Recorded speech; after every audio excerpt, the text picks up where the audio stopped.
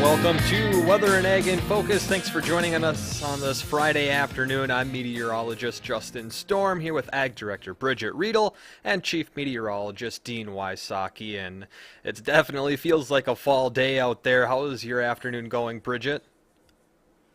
Pretty well. It is fall, and there are lots of combines rolling, lots of harvest equipment, sugar beets, etc. People are very, very happy to be in the field, and just had a discussion over lunch with my husband, and we were thinking, we could see a lot of combining done by the end of this month if what you guys say about dry weather holds true. Yeah, definitely. If you're out there listening and you're harvesting, you maybe just got done, give us a phone call, 701-293-9000. That's how you can reach us during the show at any time to ask those questions or anything like that, or just give us a progress report. Again, that phone number is 701-293-9000, or you can always reach us via email during or after the show at weather.or ag@flagfamily.com. And not to leave out Dean, but Dean, how is your afternoon going so far today? Well, I'm fighting allergies. It's today's kind of a rough day, man. But the weather's nice. It was a cold morning, and most areas got a good hard freeze, with the exception of Lakes Country. Lakes Country was held in the clouds, and that prevented them from bottoming out. In fact, cold spot in the state. Did you see what the cold spot in the state was? 9 above in Zeeland, which is south central part of the state there, and it was that's my home county. I just want to say that's my home county. All right. Way to get the record down there. Yeah, oh man, that's some cold weather.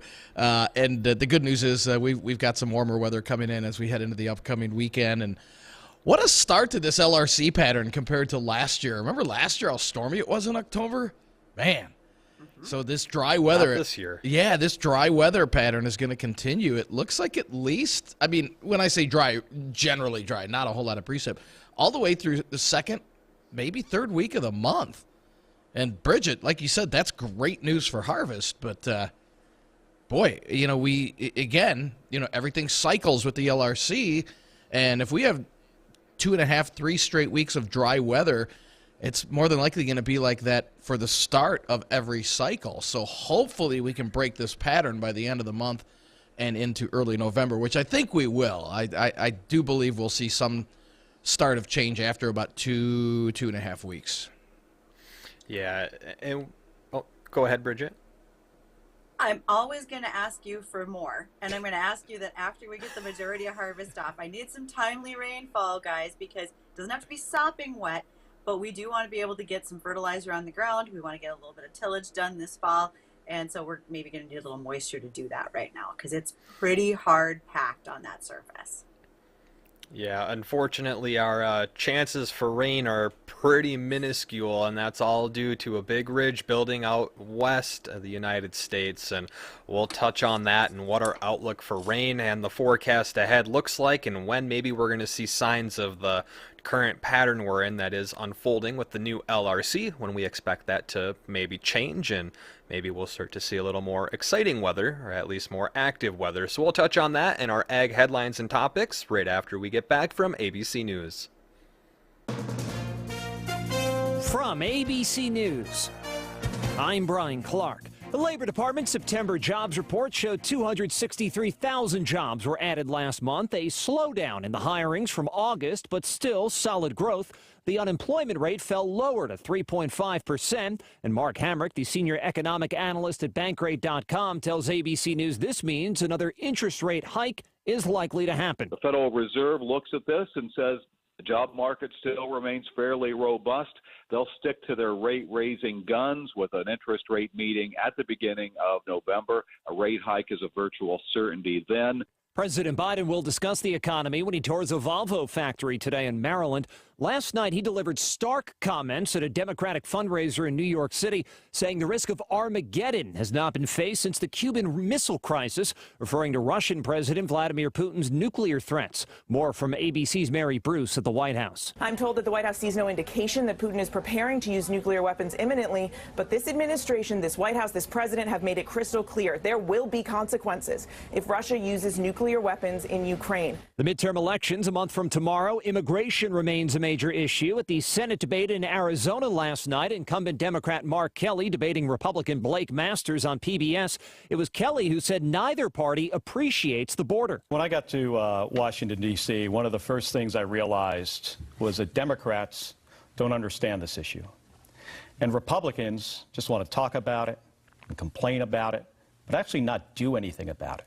New York City Mayor Eric Adams said today that the daily dispatch of buses carrying migrants to Manhattan is not sustainable. Each day, more people being added to the city's shelter system. At least 9 buses arrive. The majority are adults who cannot legally work in this country. Many are families with school-aged children. You're listening to ABC News. Dancing crew, trip for 2, nailed the final interview. Game with Doug, brand new mug. Come here, kid, give me a hug. The more you want to do, the more we want to do. Boosters designed for COVID-19 variants are now available. If you've had your primary series, schedule an updated COVID-19 booster appointment as soon as you're eligible. Sponsored by Pfizer and BioNTech. Hi, I'm Capri, and the little thing I love about the Chick-fil-A Grilled Spicy Deluxe is the chicken. They actually put it on the grill, cooked it in the sauce. It's definitely a good grilled spicy sandwich. Hey, I'm Michelle, and a little thing I love about the Chick-fil-A Grilled Spicy Deluxe is it's spicy and it's full of flavor. When you pair that with the Kale Crunch salad, it's just good. Order a grilled spicy deluxe sandwich on the Chick-fil-A app today. Available for a limited time. Real guests paid for the testimonials.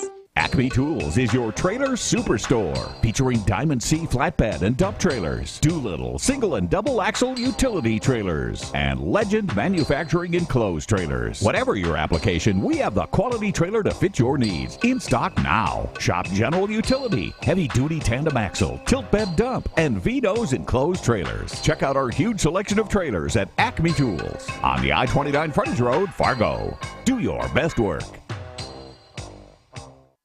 Think pink and help make a difference, because during Puckledge and Valley City's Why Pink event, we're donating $100 for every vehicle sold and $10 for every service repair order. Help us reach our goal of $10,000 donated to the JRMC Cancer Center and Sanford Roger Maris Cancer Center. So think pink and help make a difference as we raise $10,000 during our Why Pink event at Puckledge Chevrolet Buick GMC in Valley City.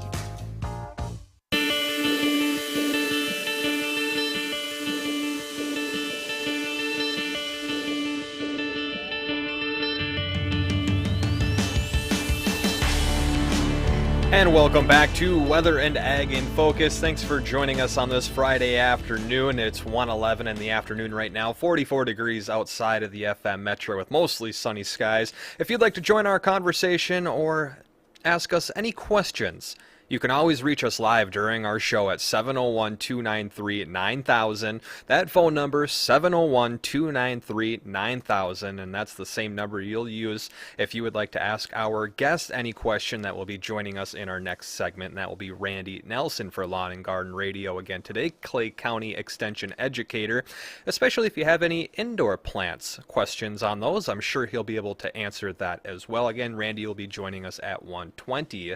But first, we still have a couple ag topics that we need to get to, and the forecast that we need to get to on what the next, what this weekend will look like, and the upcoming week. And in short, I guess you could say the forecast isn't bad, although I do see signs that it will be turning a little on the windy side again into the middle of next week. Dean, do you want to expand on that and what people should be expecting for this upcoming weekend? Absolutely, yeah. Well, hey, today, chilly day. Needless to say, we started out the morning, many areas in the teens and 20s, again, with the exception of Lakes Country. The clouds kept them in the 30s. And we'll warm up into the 60s this weekend. It looks like mid-60s Saturday, low 60s Sunday. A little breezy from time to time, but not too windy. And then we're staying dry for the most part all the way through the weekend and really through much of next week. We're looking at temperatures warming, though, Monday into the mid to upper 60s, low 70s by Tuesday.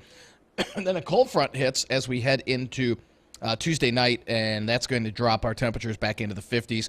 Might see an isolated sprinkle with that front as it comes through, but windy conditions for next week. First out of the north, or first out of the south, then switching to the north, and then temperatures falling in the 50s as we head into the latter part of next week. And then looks like another push of some cooler air coming in towards the middle of the month, which is the following weekend. So it's kind of that roller coaster ride, up and down and up and down. And again, it'll be interesting. A lot of clippers coming through, and that will translate.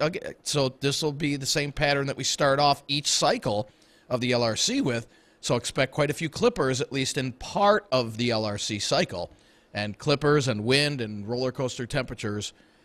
Yeah, that sounds like a fun upcoming winter. But we've got to, Right. yeah, we don't want to keep this dry streak around too long. I know, Bridget, you're cringing when I say that, but we really need, I mean, we've got a good 10 to 14 days of mainly dry weather, and that should really do it for the harvest. That should help out immensely. It's going to make a big difference. I mean, we just aren't pulling things in mud. We're able to get going. Now this killing frost that we had last night, some other people had it the night prior. That means that any green stems on our soybeans have died down so that we can get them through the combines a little bit better. Unlike that chunk of metal that Shane from IRE Insurance was talking about yesterday, we don't want that. We want the stems to go through the combine. Yeah, speaking of, the freeze killing everything, I didn't put the ice house over my tomato plant last night. I wanted to keep it going. 3/4 of the tomatoes are all green and not ready to go, but I cut them all off and ripped the plant out of the ground, and I can't believe how much plant I took off of this tomato. I think it's the biggest one I have ever grown. Well, I can Wish send I you coulda all left sorts it of going. recipes for those leftover tomatoes and see what we can get for you. Okay, How's that? did you use Miracle Grow? Or did you just grow it No. naturally?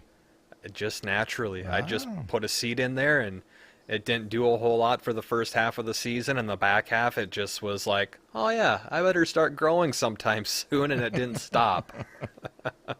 So It still had instead flowers of Jack on it and the when I cut it. Beanstalk, well, instead of Jack and the Beanstalk, we now have Justin and his tomato stalk. Yeah, there we go. Well, Bridget, why don't we touch on an ag topic here before we get our guest on the line, who will be Randy Nelson for Lawn and Garden and Indoor Plant Radio.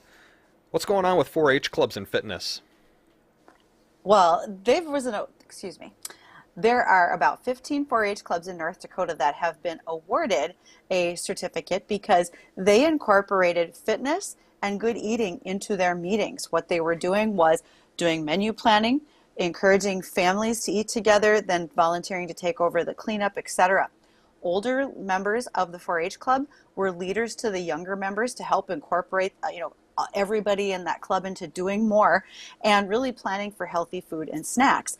4-H is doing a great job promoting this week. It is National 4-H Week, and they are showing that they are a family-oriented service, that they are also providing that service to others in their community by sharing what they've learned and growing up to be responsible, well-fed adults. And I think that's pretty important to note because nutrition and hunger is a big concern in our country. And so if we can start kids young, such as in the 4-H program, talking about those things, that bodes well for them in adulthood. And I look forward to seeing how that goes for them.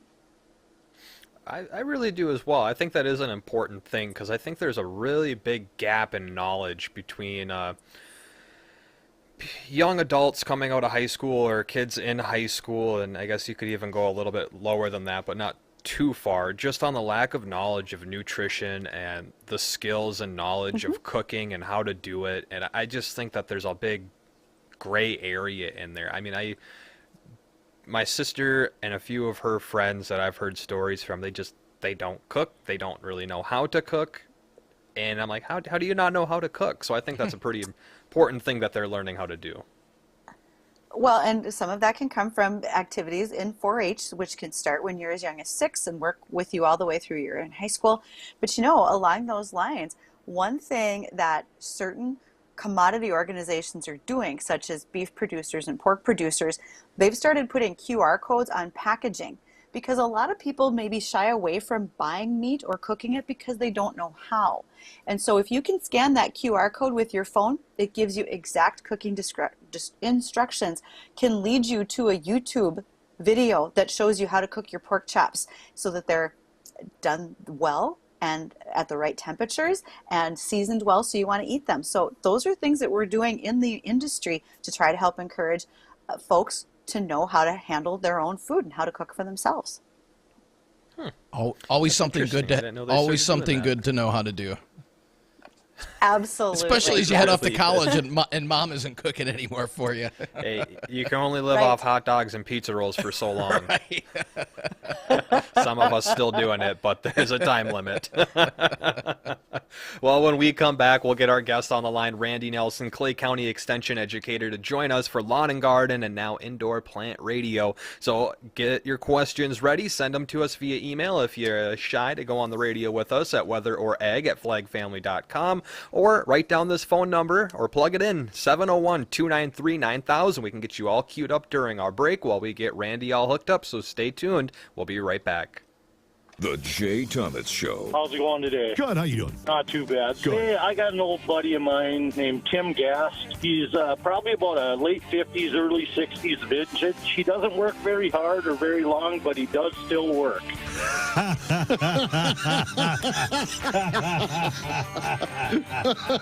Uh-oh. We got a situation. I'll leave that at that. So, thanks, Jay. The Jay Thomas Show, weekday afternoons at 2 here on WDAY. If you're a rock star truck driver, you should check out Prairie Supply. Prairie Supply has good, long-standing relationships in the construction industry across North Dakota and the Central Plains. They are looking for passionate CDL drivers who are self-motivated and hands-on. As a driver for Prairie Supply, you'll be well paid and receive full benefits. They want to keep their people through an environment of success and advancement options. If traveling the open road sparks your interest, visit prairiesupply.com, where they value their customers and employees.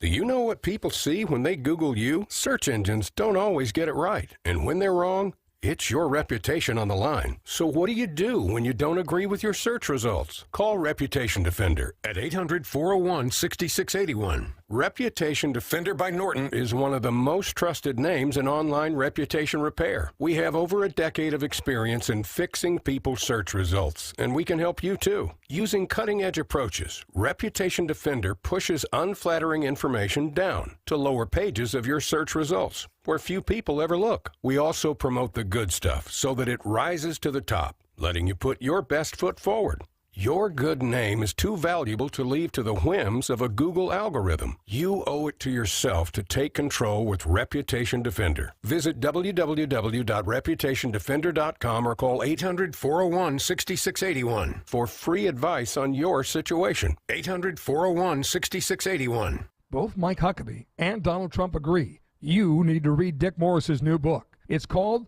The Return, and it's already topping bestseller lists. Former President Trump says it's a great book and urges you to get it. And Mike Huckabee recently urged every American to read The Return. In The Return, Dick Morris explains why Trump, not DeSantis, must be the candidate in 2024. He even reveals the moves Hillary Clinton is taking to prepare to run against Trump. The Return reveals Trump's secret plan to win. Newsmax says The Return is the political book of the year. The elections are coming soon. Find out why everyone is getting The Return, an Amazon #1 bestseller. Get Dick Morris's The Return in bookstores everywhere, or check out the free offer from Newsmax and save $28. Just call 800-NEWSMAX. That's 800-NEWSMAX. Or go to thereturn911.com to get your copy today. Thereturn911.com.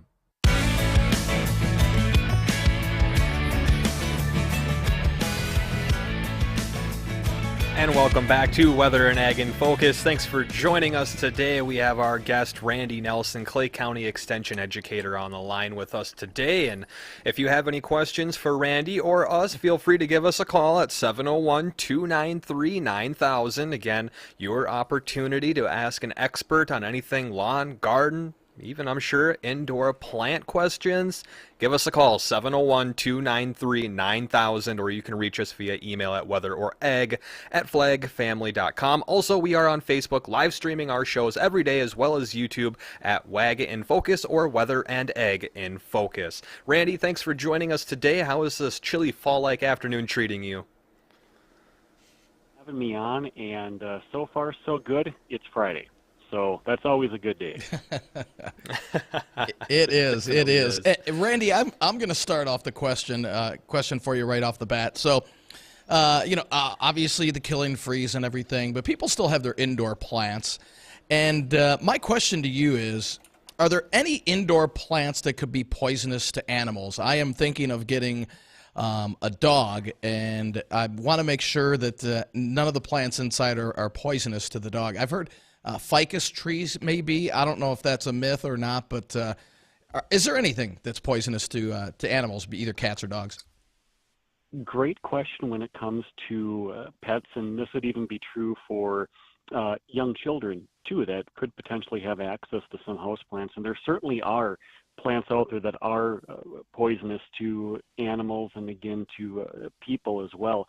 Off the top of my head, I don't have a good list for you, although I do believe the Poison Control Center may have some information on that, and even possibly the Department of Ag would be a good place to look.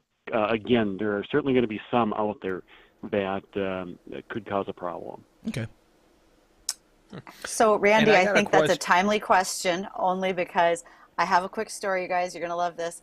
I was destined to be an agronomist when, as a little kid, my mom tells the story, and Randy, this is so perfect. My mom tells the story that when I would get mad, I couldn't throw a tantrum. I wasn't allowed to, so I would go over and bite her house plants. So she one time did have to call the Poison Control Center to find out if I was going to die. So, Randy, Dean, thanks for leading me into that. Just want to share that with you. Bridget, that's an awesome story.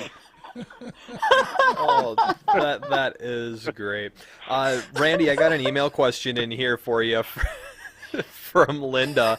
She has a peace lily, and she's wondering why her plant leaves are turning yellow on her peace lily indoors. Do you have any ideas on that?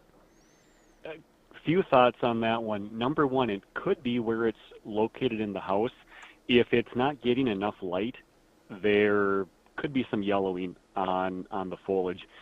Another thought would be overwatering. That can lead to some yellowing too. And my last thought would be the fertility level. If it's older foliage that is yellowing, there is a chance it could be lacking some nitrogen. And if that's the case, I would look at using a water-soluble fertilizer and just following the directions on the package as to how much to apply for houseplants.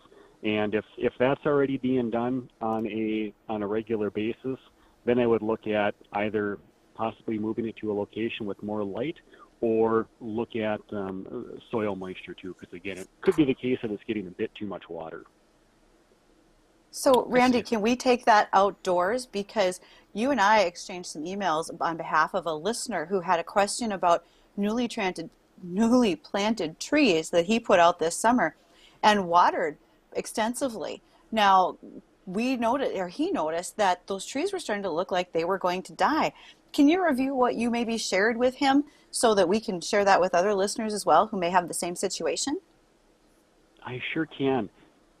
And again, just like what you had said, Bridget, this person put out what looked like a bunch of spruce trees. I'm not entirely sure what species of spruce that was. And given the size of these trees, I suspect they went in bare root. And bare root is an excellent option, especially if you are going to be planting a lot of them, because they are reasonably priced, and usually you can get them through your soil and water or your soil conservation office at a good deal, and they usually have quality trees. One thing to note with bare root that can be a challenge, that's keeping that root system moist until it gets into the ground, because they're easy to kill if the root system dries out on those. So if you are planting bare root, when you go out to plant, stick them in a pail of water or keep them in something where the root system is going to be moist. Just take out one tree at a time and then plant it and then move to the next location. Assuming planting went well and the root systems didn't dry out on those trees and they were given adequate water, one thought that came to mind was potentially soluble salts in the soil. And from the picture, it looked like there were some other plants growing around there, so it could be the case that it wasn't a salt issue. I think a person would probably see that because you might find a little bit of white crusting at the top of the soil if those salt levels were high enough, or you would notice it just because there's only going to be a few species that are going to grow where those salts are high. And another thought that had come to mind in this particular case was, at least on the picture that was shared, there was quite a bit of foliage around these around the trees, and looked like a lot of grasses and maybe a few broadleaf weeds in there too. And what can happen with smaller plants is that they don't have much of a root system. And if you have a lot of other plants around those and all their roots are going after moisture and nutrients, those small plants can struggle. And that could have been enough to stress them. So even with a really good amount of water going on at regular intervals, could be the case that that tree was just not getting enough moisture, and that's why it was stressed. So one thing to do, and this is true for any new plants that go in the ground, whether it's a tree, shrub, or some type of perennial plant, make sure the area around at least a couple of feet all the way around is free of any other plants. That's going to help to lessen that amount of time needed for establishment. Awesome. Thanks, Randy. You bet. And we have Randy, I believe, on line one. Randy has a question. Randy, go ahead.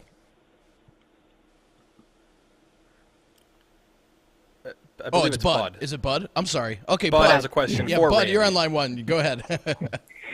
Hi, Randy. Hi. Randy, we hydro-seeded some grass 2 weeks ago in dry soil, hoping for rain. It never rained. Now we have about 10% of it has sprouted and the other 90% lays in dry dirt. Do we start watering now to sprout the other 90% and hope it makes it through the winter, or do we leave it lay dormant? Bud, that is an excellent question. You said you got about 10% of it that has germinated, about 90% that has not. Given the time of the year, I would not water at all and hope that the rest of that seed is going to remain dormant. And then as long as you get some decent snow cover, hopefully all that seed is going to stay in place. And with hydro seed, usually that sticks to the soil surface pretty well. And then in the spring of the year, as the soils warm up to a point that will allow for germination, hopefully that other 90% is going to germinate and then emerge. One thing you might want to look at doing too, Bud, and I would not do this at this point, but as we get a little bit later when it looks like the soils are going to begin to freeze, if your soil is still pretty dry at that point, you could give it a light watering just to help make sure that seed is going to stick on the soil surface. So essentially having it moist going into winter, and again, hopefully everything works out well, and that's going to emerge for you come the spring. We'll probably give that a try. All right. Thanks for giving us a call, Bud.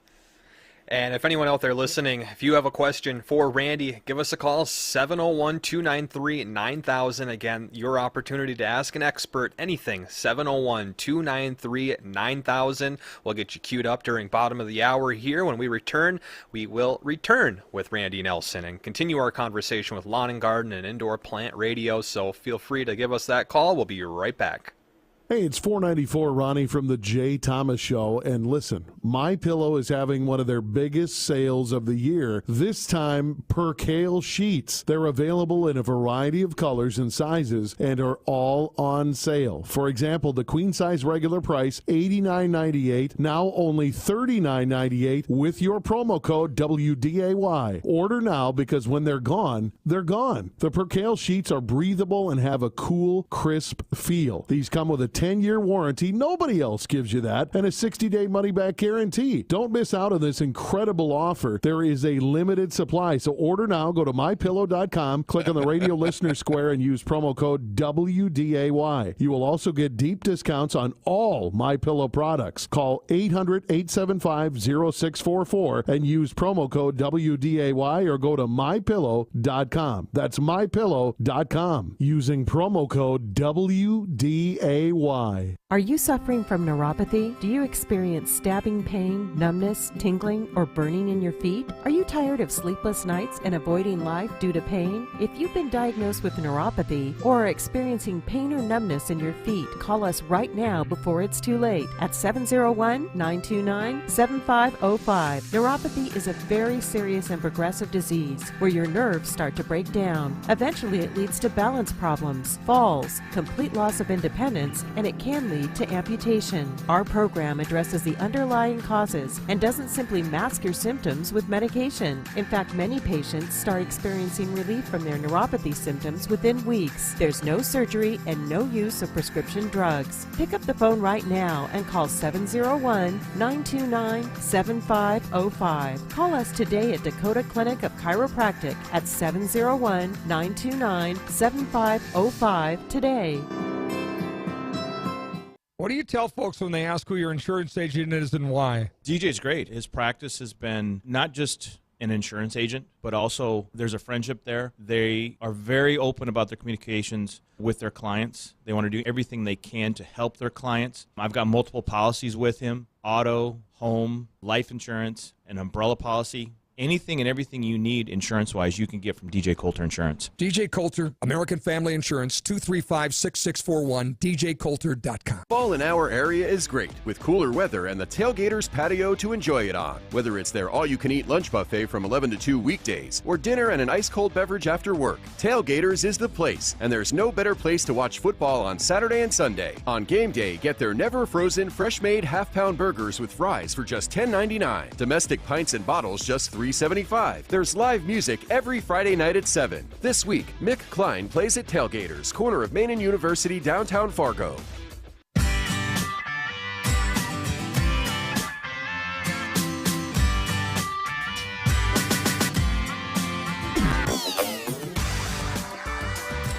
Hello and welcome to WDAY Weather and Ag in Focus.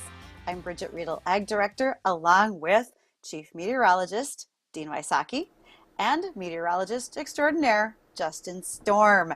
For those of you listening who would love to be a part of today's conversation with our stellar guest, who is Randy Nelson with Clay County Extension as an educator, you can reach us at 701-293-9000. Thanks to those who are taking advantage of using our email, weatherorag@flagfamily.com. We appreciate you sending those over here. So we have several questions for you coming up here, Randy. One of them is, with the frost we just had, can folks still pick the apples on their tree or dig the carrots out of the garden? Is it too late? It is not too late. Hopefully, everybody that did experience the frost, the temperatures weren't too low where it damaged apples. I wouldn't be concerned about carrots just because they're in the ground. Worst case, maybe a little bit of the top would be damaged, but I mean, unless the temperatures really got low, probably down into the teens, I think carrots are going to be just fine. So they wouldn't have to worry about those at all. With apples, usually when the temperatures drop to around 28 degrees or so, or a little bit lower, you can start to have some frost damage.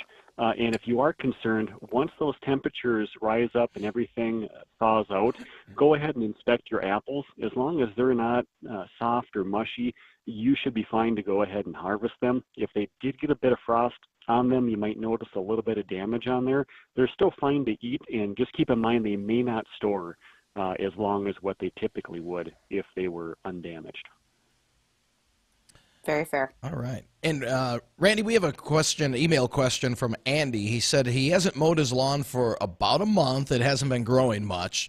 He wants to know, should he leave it long or cut it once more before winter? Great question. If the mowing height right now was set maybe around 3 inches or 4 inches, and it really hasn't gone, say, above that 4-inch mark, I would just leave it and head back out, next spring when it starts growing again. If it's above the desired mowing height, maybe it's around 4.5 or 5 inches or so, then mowing that back at the, say the desired level wouldn't be a bad idea at this point. So that's what I would use as a guide. Okay. Makes sense. And we got another email question coming in here from Dustin. This question is, as the leaves begin to change on some of the trees, there is sometimes one branch of leaves that start changing color first, and it isn't always the top of the tree. Is that one of the tree's original branches, therefore it's the oldest branch that turns color first? Just curious. Great question and excellent observation, because I've seen that on a lot of trees too. In particular, some of our hybrid maples that are planted in urban areas, hybrid between red maple and silver maple. Sometimes you will notice coloration on there. Some of that red color will start on a branch or two. And why it just starts out, maybe on a branch or two and then slowly spreads throughout the tree, I don't have a good explanation for that. All right. And if you're listening, you got a question, again, this is your opportunity to give us a phone call and ask Randy that lawn garden indoor plant question, 701-293-9000. Again, phone number is 701-293-9000. Or if you want to send us an email, if you're too busy to talk, give us that email at weatheroreg@flagfamily.com, and we'll try and get those to Randy before he exits with us here in a little bit. Randy had another email question come in, and this is a little more on the lines of a tropical plant, but they have a hibiscus tree. They're wondering what would be something good to do for it in the winter when they bring it indoors, since it won't be getting as much direct sunlight. Great question. I would try to keep it in the sunniest spot that they have in their house. So that could be maybe a south-facing window, or even a southeast or a southwest window. And I've even seen hibiscus, from talking from personal experience, even in a western window in the winter, and it does okay. So they can take a little bit less light, and you're going to be fine. What I would do, just monitor your soil moisture. So when that top inch, maybe inch and a half of soil starts to dry out, give it a thorough watering, and I would allow it some of that water to make sure that it actually drains through the potting soil and actually drains out. It's called leaching, and that's important if you're using tap water, because our tap water is going to have some salt in there, and if you're not allowing some of that water to leach out, you can get a buildup of soluble salts, and that's true for all houseplants being watered with tap water. And so it's important to let it leach a little bit. And beyond that, I wouldn't worry about fertilizing at all, because usually in the winter with the lower light levels, there's not going to be a whole lot of growth on there. So I wouldn't expect much for blooms until spring rolls around and we get some more sunshine. Oh, those are such excellent points, Randy. Just thank you. I want to take an opportunity. I know that, Randy, you are with University of Minnesota Extension over in Clay County, but I'd like to just take a moment to highlight the fact, because you work with the Master Gardener program in Minnesota, North Dakota State Extension has announced that they are accepting applications for their Master Gardening program. Those are open from now until October the 25th. There will be classes running from January 20th to March 31st. For those of you who are interested in details and might be listening, I'd ask that you send me an email, ag@flagfamily.com. I'll happily share this link with you where you can sign up, find the details about costs, etc. And Randy, if you have a few words of encouragement for folks to join the Master Gardening program in either state, what might those be? First of all, when you look at the program and hear the word Master Gardener, even if you don't think of yourself being an expert in gardening, that is okay, because really there are no experts in gardening out there, because all of us are learning every day. As long as you have an interest in learning about gardening, you would be an excellent candidate for the Extension Master Gardener program. And I coordinate the group in Clay County, and I can tell you that from a local educator perspective, I am so thankful to have the Extension Master Gardeners, because they do so much more outreach than I ever could do. And they volunteer so many hours helping people in their communities to improve their gardening skills, maybe teach them new techniques, make them aware of new plant varieties. They're helping with community gardens for food donations, and the list goes on. So if you have an interest in gardening, you enjoy learning, you like working with people, you would be an excellent candidate for the Extension Master Gardener program. And also a plug for the NDSU program. They have an excellent excellent program. And I do a little bit of teaching in their core course too on lawn care. That's excellent. I got a couple more email questions here, Randy, that are just coming through. Miranda wants to know, because she leaves or brings a lot of her plants outdoors in the summer, some of her indoor plants, but when she brings them back indoors in the fall, occasionally she gets bugs or little gnats or flies and little tiny bugs in there that start coming out in her house. She wants to know if there's anything out there that she could possibly add to or put on the top of that soil to minimize the amount of bugs that she ends up bringing indoors when she brings her plants back in for the winter. Great question. One thing that would be helpful, if it's possible, when you bring those plants in, if you can keep them in an area by themselves, basically kind of in quarantine for maybe a week or two, just to see if anything is developing. And if not, you can go ahead and put them with your other plants. But if you are noticing some insects on plants, and it's really going to depend on what kind of an insect you have on there, because there are insecticides that you could apply as a soil drench. But typically those are going to be effective for insects that are going to be piercing into the plant foliage and essentially taking out plant juices. Another option, kind of just a general application that could be done, at least to the foliage, and it might have some benefit if there were even some flies maybe that were adults that were landed on the soil surface, and that would be the use of a insecticidal soap. And basically what you're doing there is just that you're spraying that on the plant. Any insects that it comes into contact with, it's likely going to kill them. Perhaps not all of them, but you would at least have some activity on some. But ideally, if everything could be isolated first, and if you notice anything at that point, then you could look at applying a treatment. All right, thanks for that. And the other one I got here is they want to know if there's any last-minute things or maybe like a really quick checklist of what could be done outdoors for yard, trees, shrubs as a winter prep for them. Something that should be done right now that maybe they've overlooked. Great question. If any new trees or shrubs were planted, I would still be keeping an eye on watering up until that ground freezes, in particular if you happen to plant any evergreens, because they're going to keep their foliage on year-round, and they're at more of a risk of losing moisture over winter than some of the broadleaf trees and shrubs. So just make sure that they have adequate moisture, again, up until you're safe to water up until the ground freezes. Also, at this time of the year, if you enjoy plants, it's still a great time to get out and plant. Some of the nurseries are going to have some pretty good deals on the trees and shrubs, in particular if they are not overwintering them. So usually you can get a pretty decent deal. And again, perfect time to plant. Also, if you have some weeds in your lawn, and again, we had a wonderful year for dandelion. As long as that dandelion foliage was not damaged by the frost, it is still a great time to get out there and put on a herbicide application to get rid of those dandelions. You may not notice a lot of damage this fall, but come next spring, those dandelions should be dead. Please tell me the dandelions are dead. That's what I want to know. Well, either of you guys got any last-minute questions for Randy here?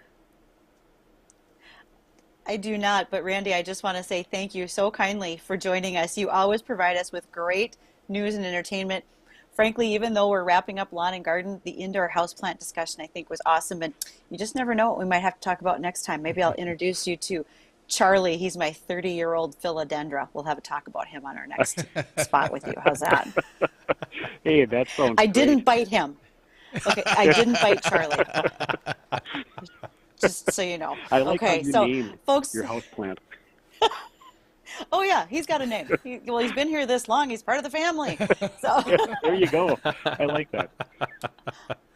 Well, keep those questions coming, folks, because even when we're not on air with Randy, we are happy to share them with him and get answers for you. That's why you listen to us here on Weather and Ag in Focus. Reliability, good information, news right when you need it. So we're going to listen to some news. We're going to hear the ag markets, and we will be back to finish up with some weather and things that are going on in our region agriculturally. Please talk to you in a moment. You can always count on Miller High Life, the champagne of beers. Always crisp, always easy drinking, always just right. The perfect balance of flavor and refreshment since 1903. Welcome to the High Life.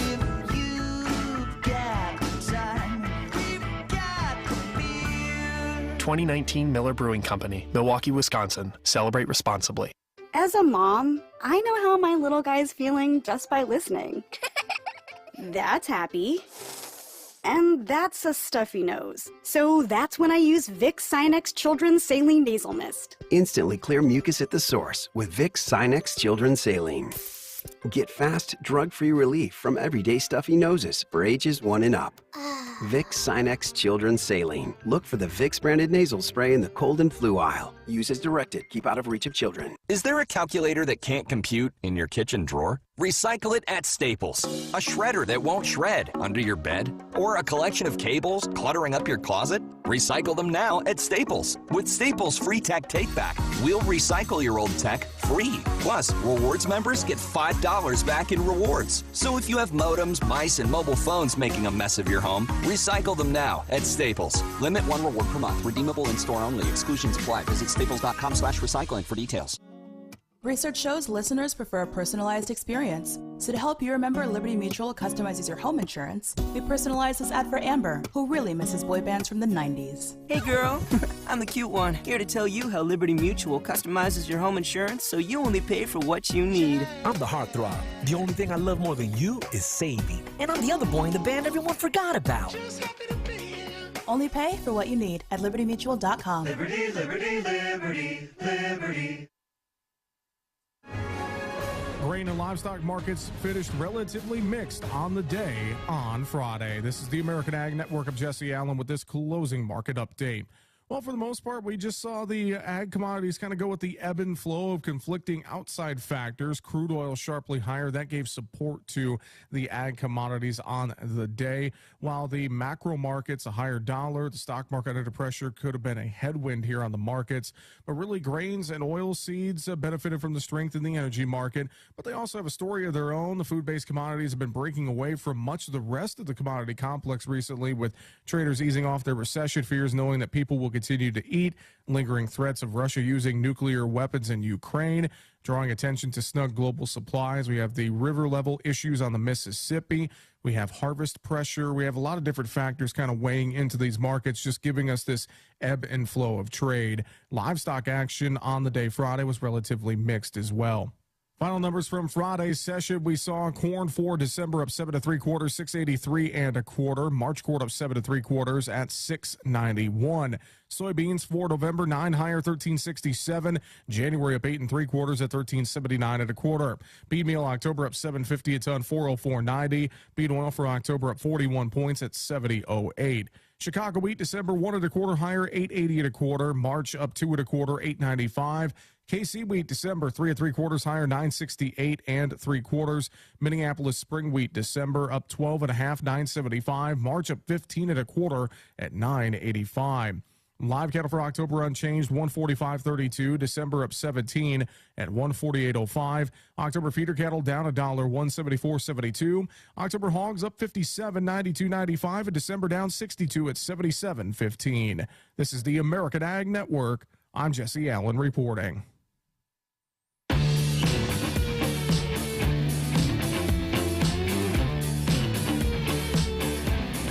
And welcome back to Weather and Ag in Focus. And boy, I'll tell you what, Randy is, and always a lot of questions for Randy, either people emailing or calling. So I want to thank everybody for calling in or emailing your questions in for Randy. He's a great guest, knowledgeable too. Good thing you didn't get sick, Bridget, eating those plants as a kid. You know, I would say I definitely caused some consternation for my parents. You were a little and that was troublemaker, just one of weren't the you? ways I did it. You were a little troublemaker. I was the oldest. I had to pave the way for the rest of them. Perfect. Well, let's take a quick look at the nation as a whole weather-wise. It's pretty quiet throughout much of the country now.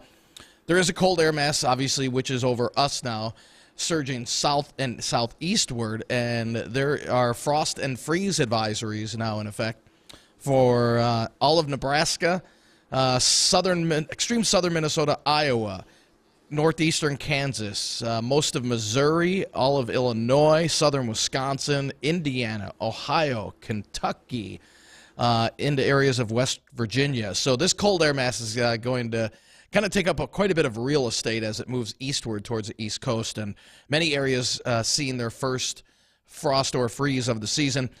It's about right on target, too, for areas just to our south, pretty much.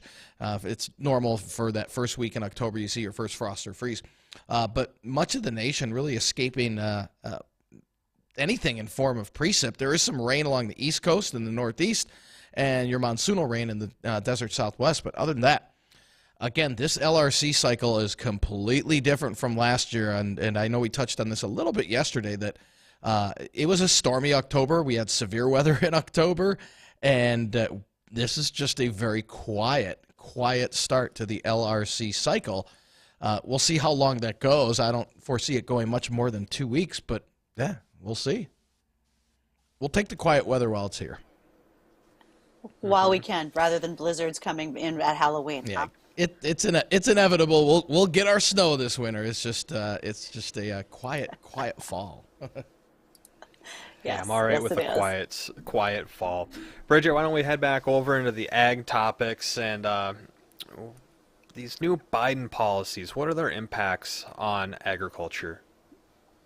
Okay, so there's a lot of information here, and that is because this is the first time since the Nixon administration that a conference on human health and nutrition has been held through the White House.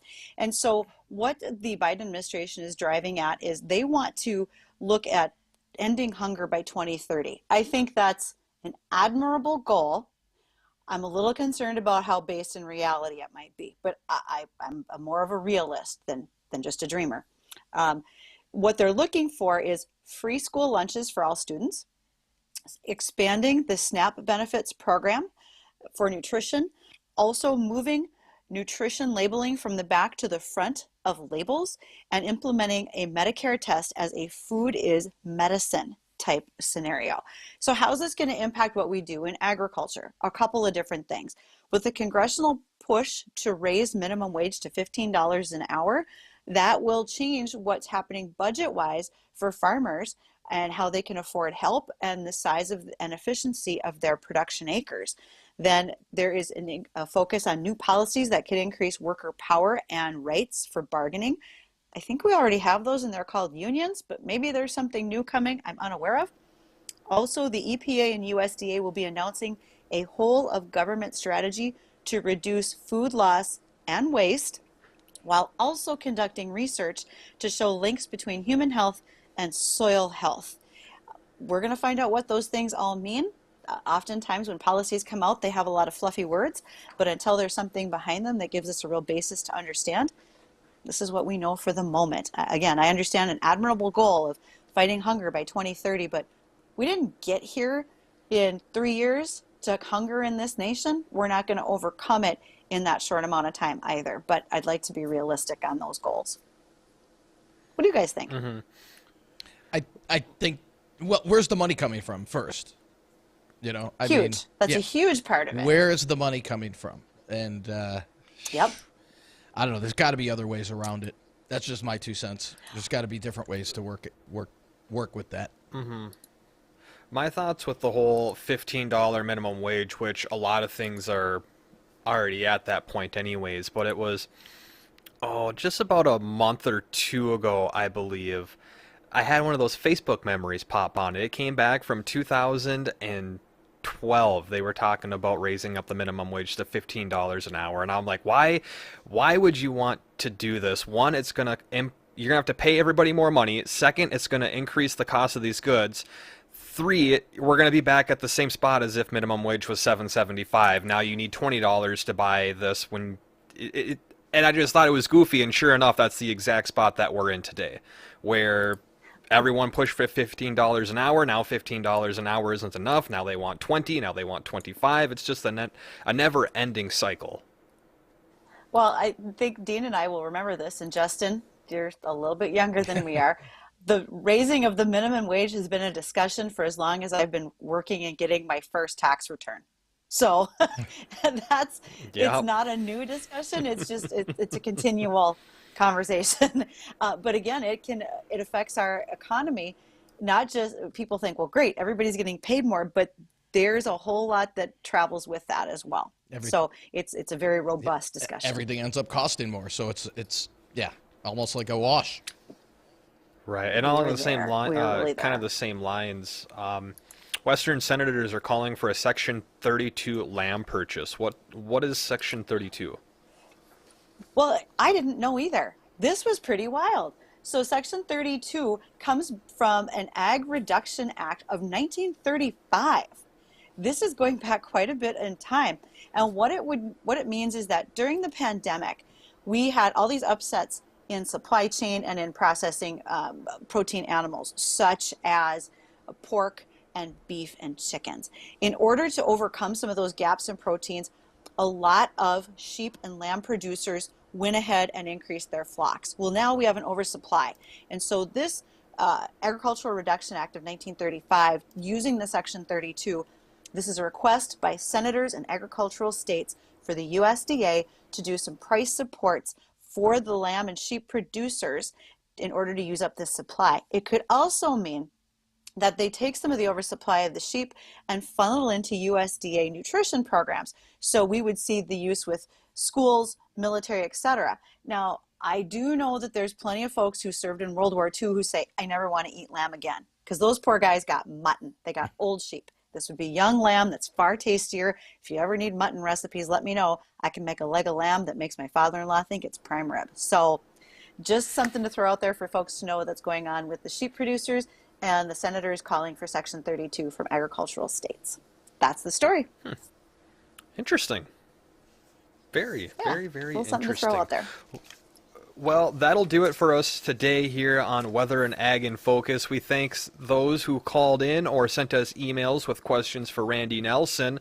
We'll be back on Monday from 1 to 2 o'clock in the afternoon, and we hope that we can hear you reach back out to us, or at least just join us and listen to our conversation. Again, that'll do it here for us today. We hope you have a great weekend, and we'll be back on Monday at 1 o'clock. It's 2 o'clock right now. The Jay Thomas Show is next. 970 WDAY AM and 93.1 FM, Fargo-Moorhead.